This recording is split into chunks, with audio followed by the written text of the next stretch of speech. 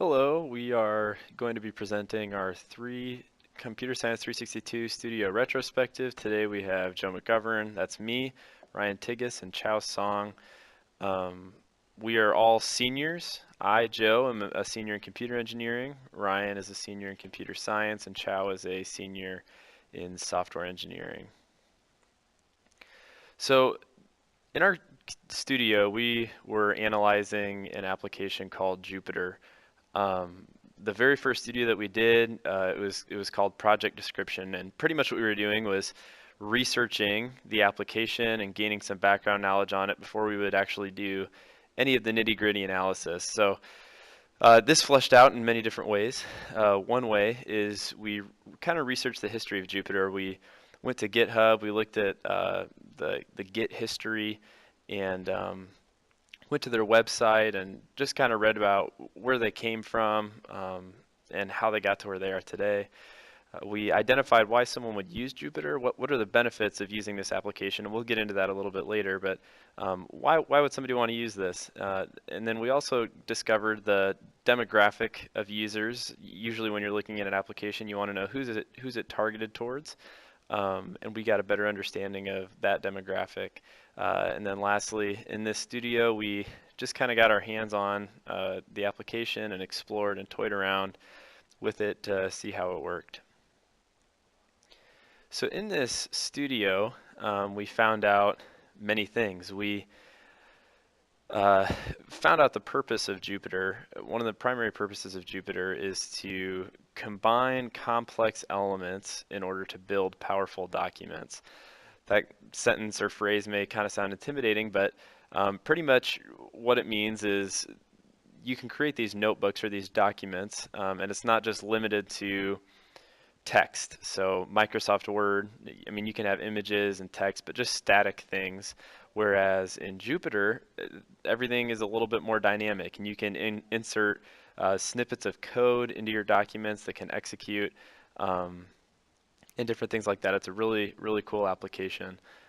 We found out that Jupyter was birthed out of a project called IPython, and IPython stands for Interactive Python. What it is, it's a command shell for interactive computing in multiple programming languages. It was originally purposed for Python, but it's expanded out to support many different programming languages.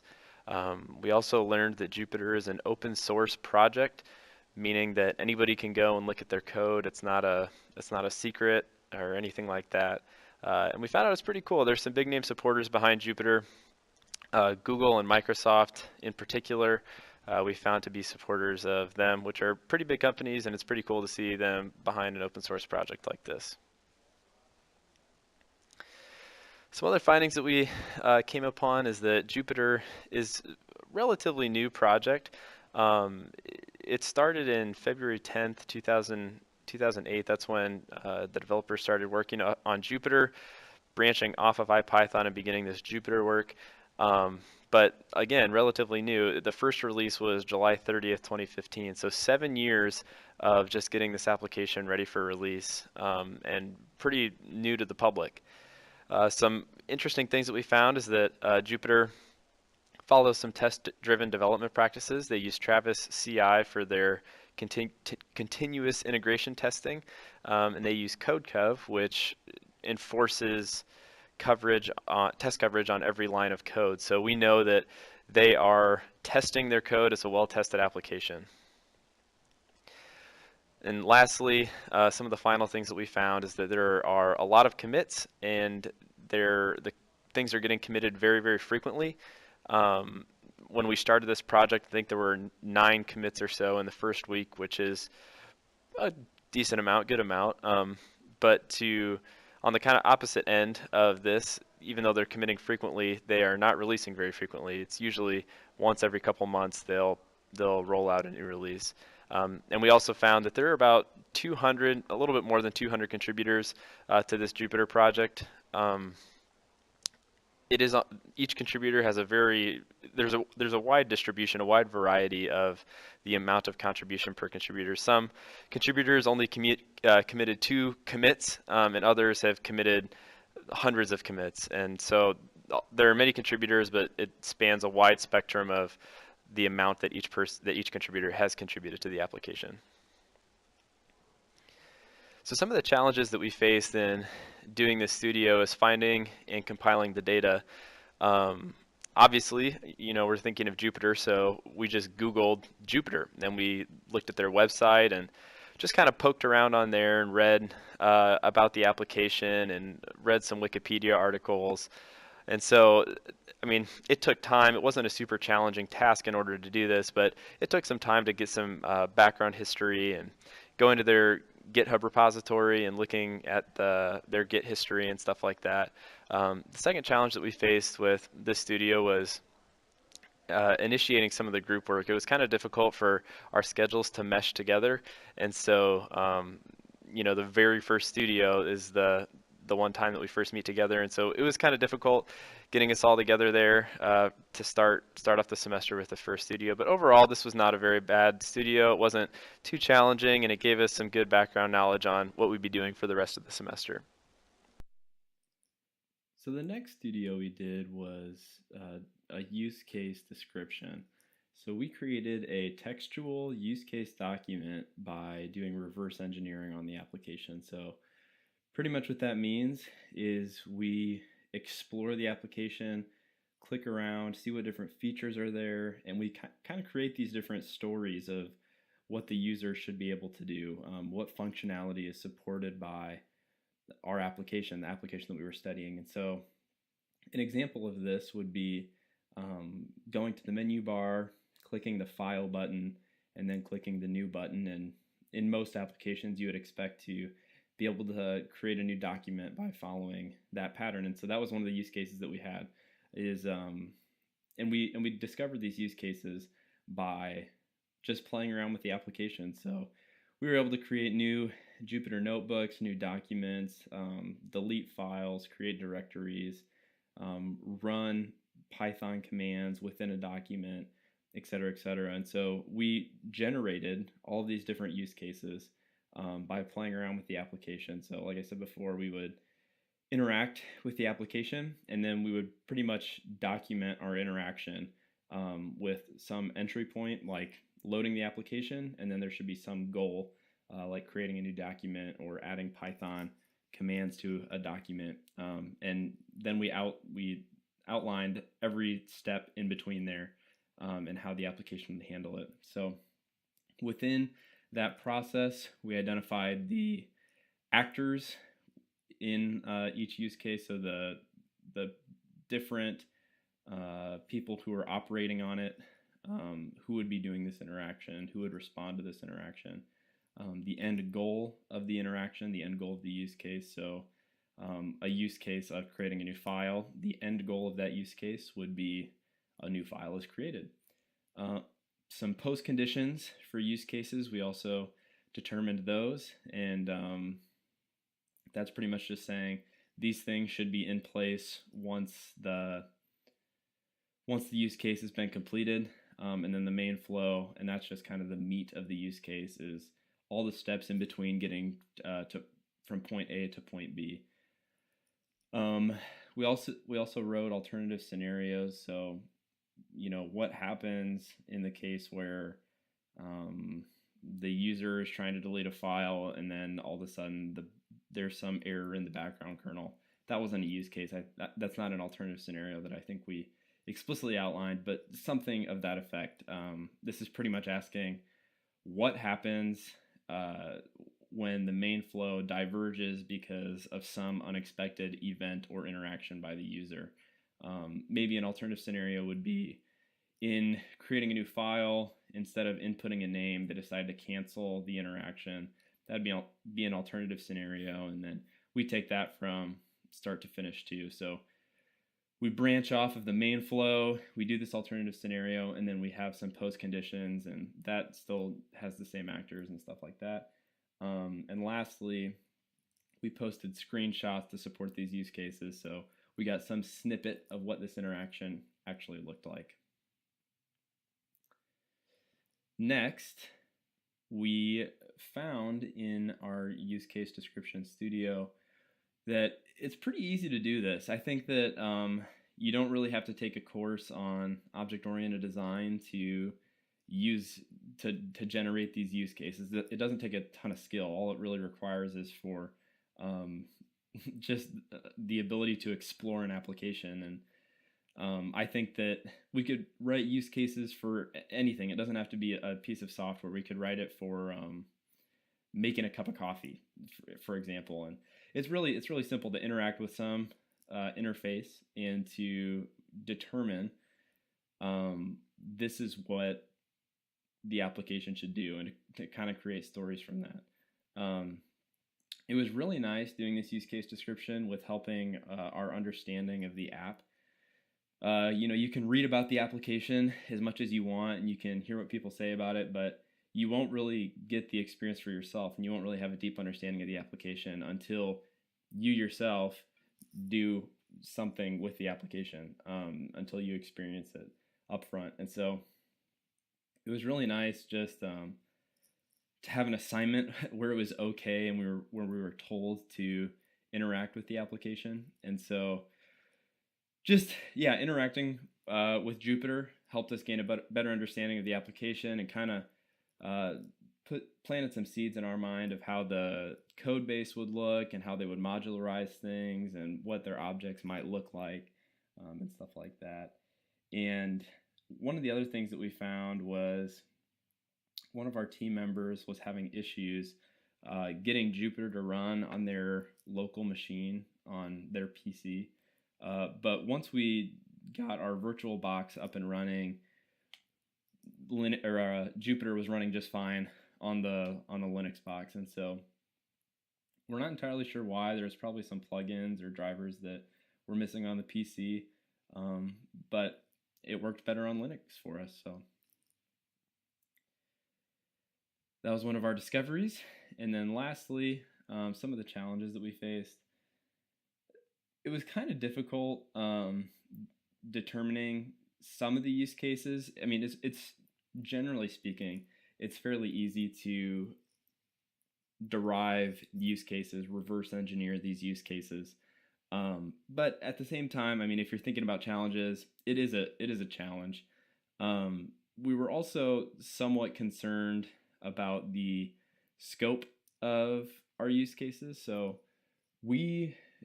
interacting with any system, you don't because it's a black box, you don't really know everything that it was designed for. And so that was one of the things that we found with doing this use case description, is we don't know every single use case that the engineers designed this application to handle. We only know the ones that we've discovered for ourselves. And so we created this textual use case document, but we don't feel like it was an exhaustive use case document. I'm sure that Jupyter has many, many more use cases than what we had listed. But that was one of the things that we found challenging. And the other side of scope that we had an issue with is we didn't know everything that should be particularly listed. We didn't know if we should only list core functionalities, like, okay, these are the really big things that make this application stand out, or if we should list kind of not so important functionalities of the application.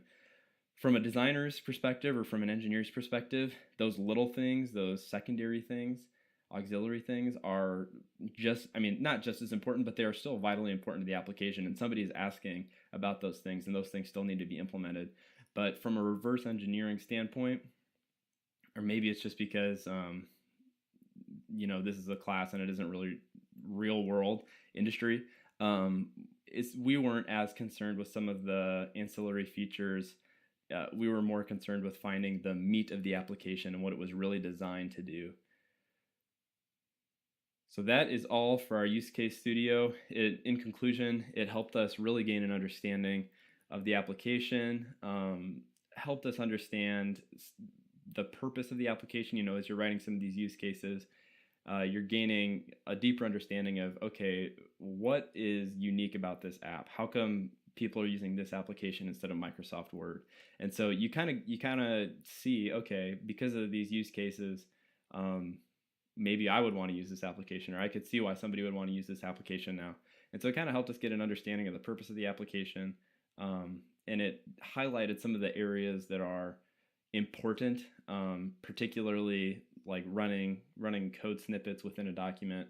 That is a huge portion of the application, and having a kernel in the background and being able to run processes that way are two huge components that you don't find in any other text document or text editor. And so again, yeah, these use cases, they really help us gain an understanding of the application. And I think doing this use case document early on, it's not a super difficult task, but it helps prepare us for future tasks where we're looking at the code and we're doing some designs and stuff like that. And as you'll hear next in the domain model, creating these use case descriptions really created the foundation for the domain modeling, because of the noun phrase analysis that took place when we were doing the domain modeling studio. So this studio, everyone in our group found very, very valuable.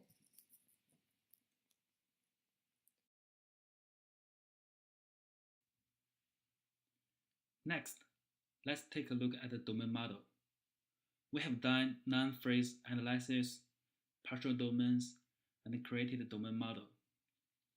Noun phrase analysis, that is one of the three methods to identify domain model objects. Other than this, the other two are to reuse previous models and to use category list.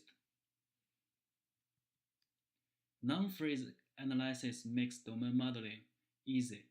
Just identify related nouns in use cases. Noun phrase analysis also groups concepts, which help you have a better understanding of the application. When dealing with our project, the Jupyter Notebook, we found it's difficult to combine those diagrams as a whole because the relations between each diagrams are very complicated. And sometimes diagrams are very difficult to generate without the help of source code. We have practiced communication, class, and sequence diagrams on Jupyter Notebook and revised them repeatedly. We also try to generate classes and methods according to our design, our use cases, and diagrams. However, we found our implementation is way different than the actual implementation of Jupyter Notebook. Through analysis, we found we focused on the GUI design more than they did.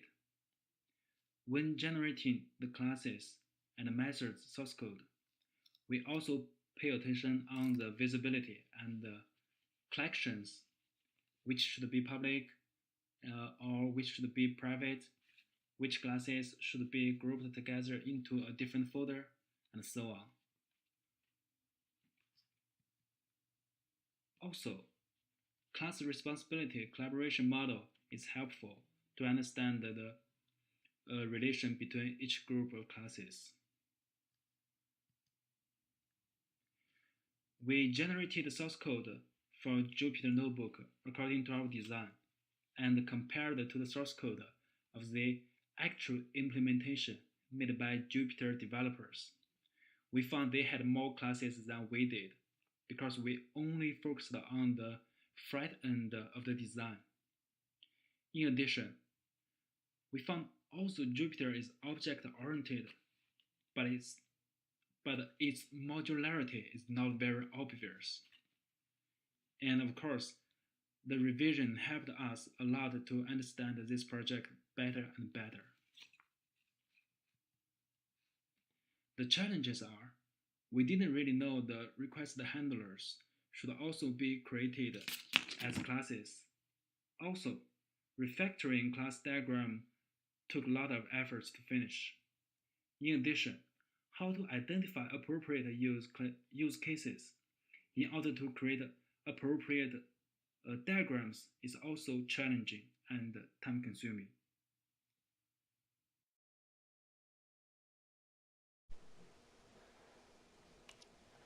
Alright, hello, this is Ryan Tigges, and I'll be doing the last parts of our presentation here. So the next studio we did was our design to code traceability study. And here we actually had our first chance to actually look at the studio code.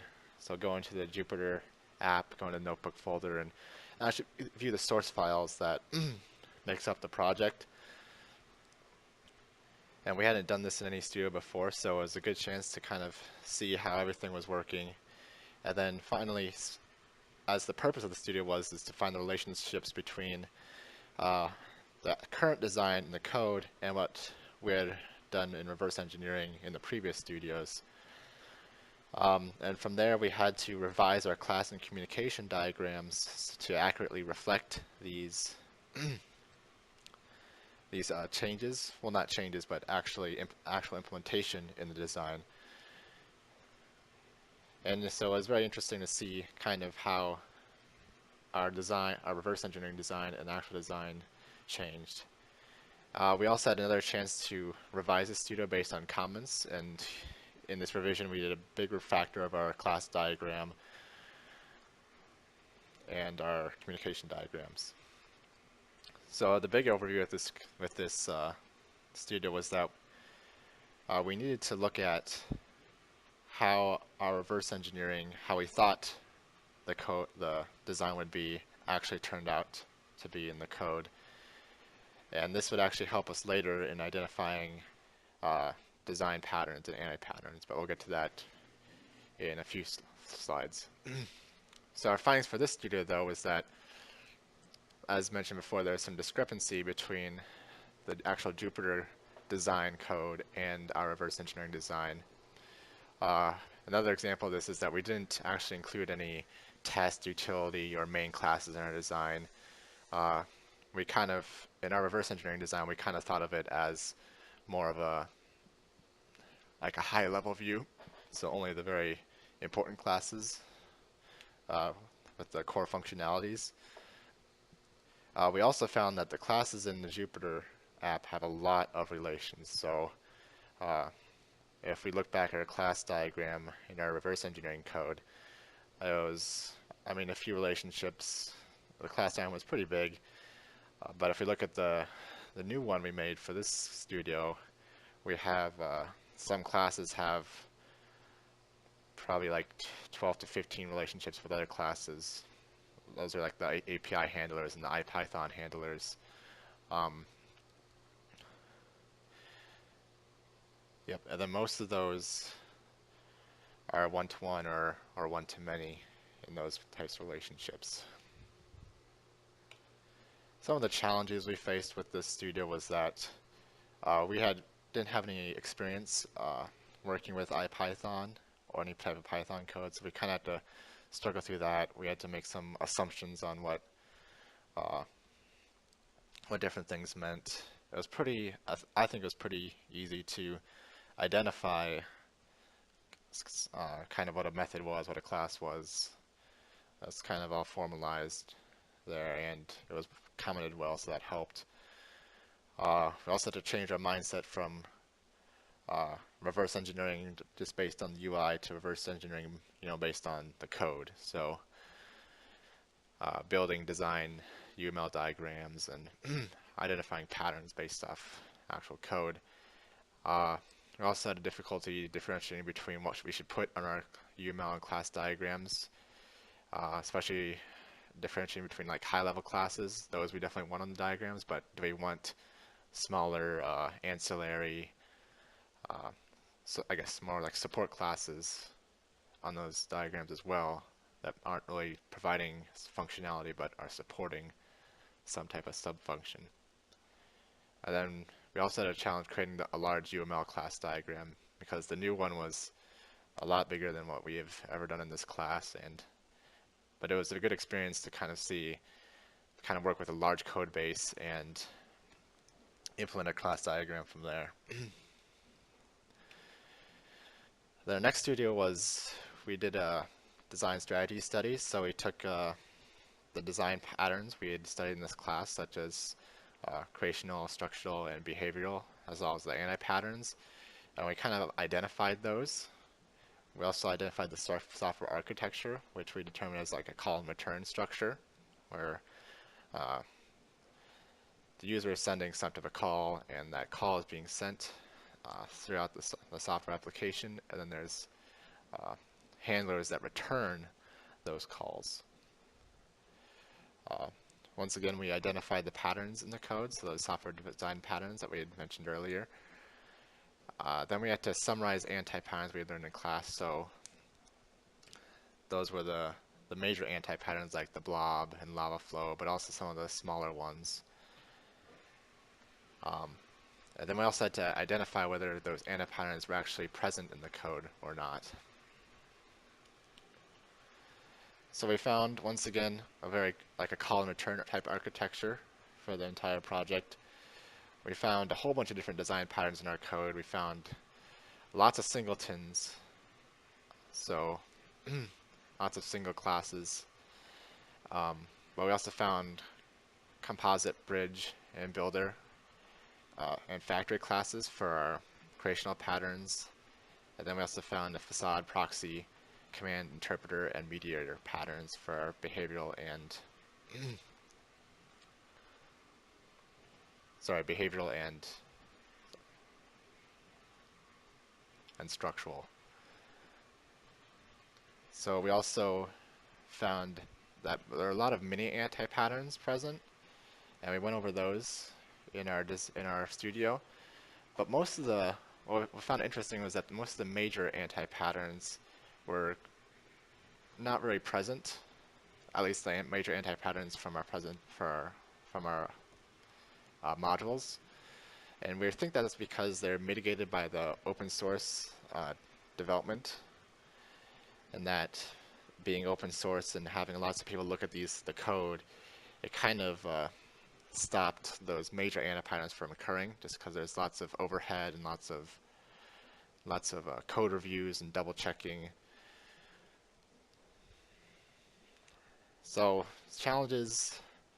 This design strategies study was a lot of work. We had to make some quotas for the studio, like identify 23 design patterns, which we weren't able to actually do. And the ones that we did identify, we had to stretch on some of them. And of course, they didn't exactly match what they looked like in the PowerPoint presentations.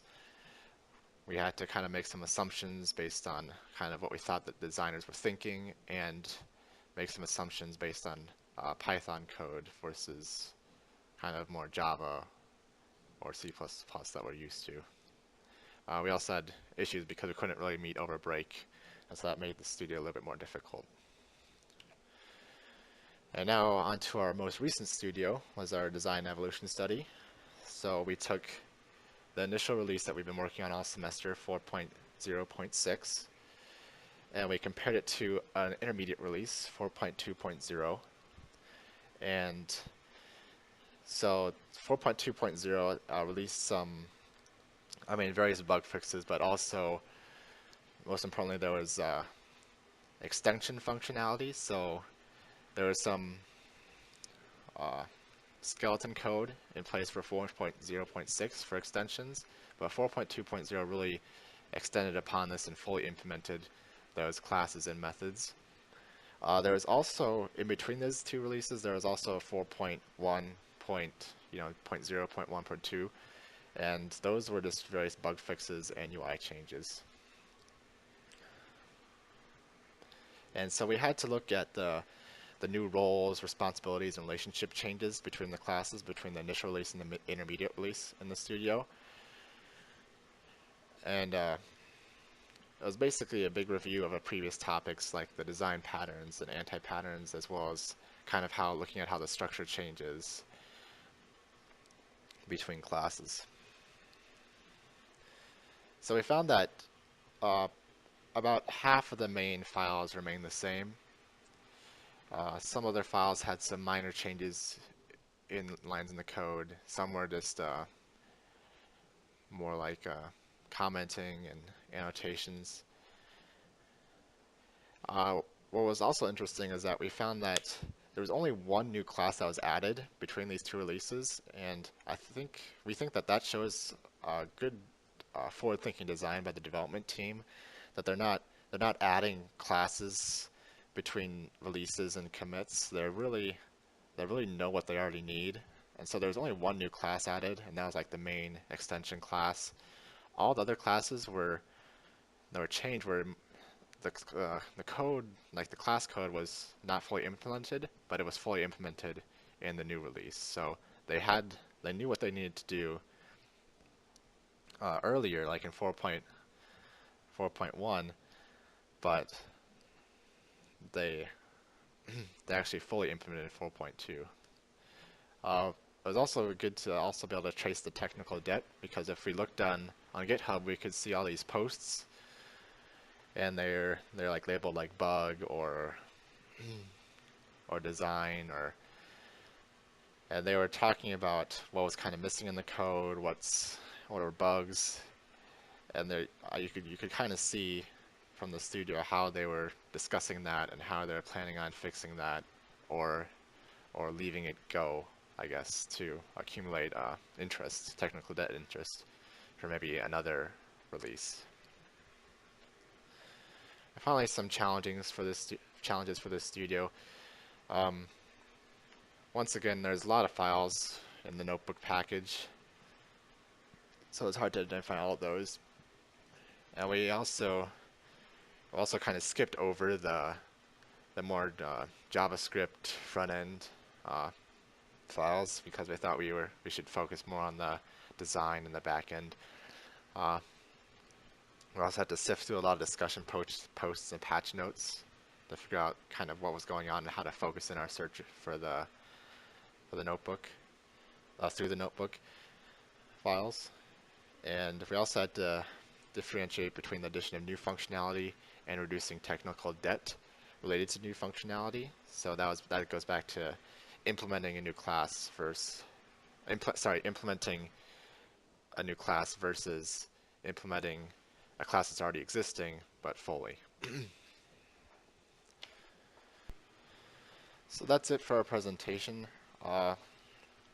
We learned a lot through the 4 modules this semester, and we learned a lot from just looking at the Jupyter app and reverse engineering and applying all the UML diagramming and the the refactoring and anti-pattern analysis and identification, as well as design pattern identification to the Jupyter program, and kind of looking at how they might have refactored between releases. So that's it. Thank you for our presentation. Thank you for viewing our presentation. This has been Ryan, Chao, and Joe for the Jupyter app.